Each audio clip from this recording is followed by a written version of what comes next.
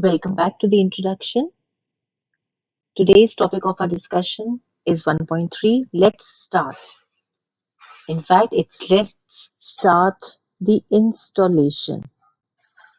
Installation of code blocks. Okay, now what is this code blocks? This is an IDE, which means it is an integrated development environment. IDE is an integrated development environment. So we are going to learn how to install the code blocks. This is going to make the task of writing and running the C++ programs. So we are basically going to deal with writing and executing the C++ programs. Okay, so it is writing the code in C++ and executing or running the code in C++. So writing the code and executing, all right, the C++ code. Now, what is the benefit of making use of IDE code blocks? The first benefit is that it has an editor wherein the writing part can be done. Secondly, it has an automated toolkit. Now, this automated toolkit, in fact, is very helpful for the programmers, for the beginners, in fact, which help them to complete their lines of syntax. Helps in completes the lines of code. Helps in completing the lines of code. Then it also includes the debugger. It also includes the debugger, which helps in debugging or removing the errors in your code. So removing of the errors. So you can say with the help of code blocks, you have a very well facility of using the graphical user interface. Now we are going to install codeblocks.org. So I have opened this particular browser and I have typed in over here codeblocks.org.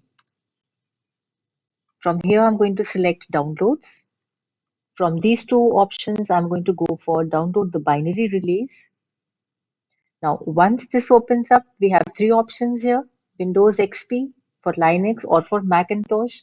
I'm going to go in for the first one, that is Windows XP. Now, out of all these options available, we have to concentrate on two of them only. The first one is, in case you have a 64-bit machine, then you will select Codeblocks 20.03 minw setup.exe. And in case you have a 32-bit machine, then you will concentrate on Codeblocks 20.03 minw 32-bit setup.exe. All right. Now, since I have a machine with 64-bit, so I am going to select this particular option. In order to download, I have two options available over here. I can select any one. Let me go for the first one. The moment this starts, here as you can see, Codeblocks 20.03 set up the exe file. This download is going to begin. So I'll just have to wait for some time. So here I am. Welcome to the Codeblocks setup. I'm going to click on next and agree. Next. Just remember this. Where is the destination folder? C program files Codeblocks. And I'll go to install. Now this will again take some time for the installation to be completed.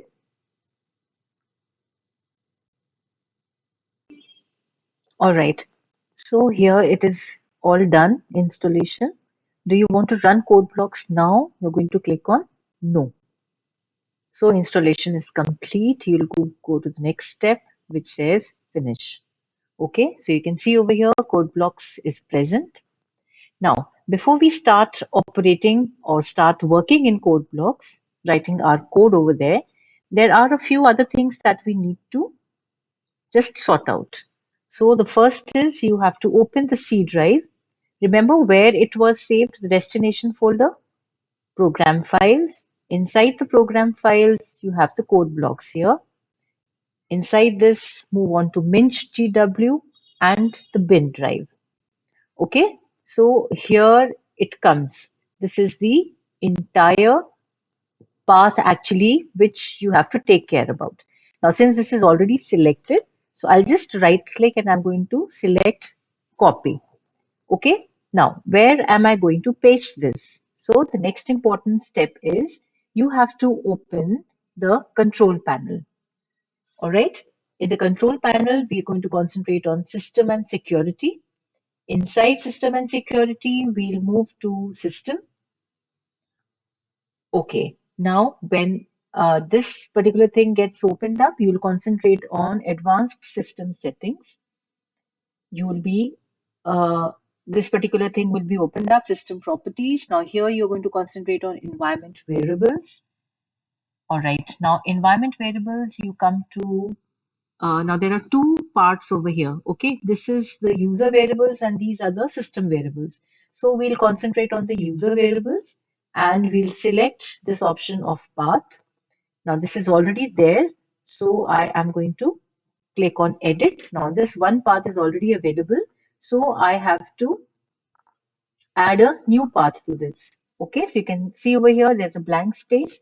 Now here I am going to paste whatever I just had selected. So Control V and here it comes. And I'm going to click on OK. Once again, OK. And finally, an OK over here. I'll close the control panel. OK.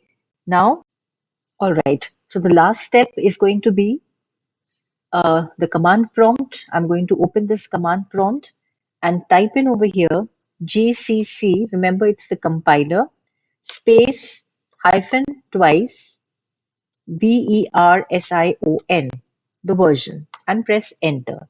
So this just gives us some information about GCC. It's a free software foundation. It's a free software.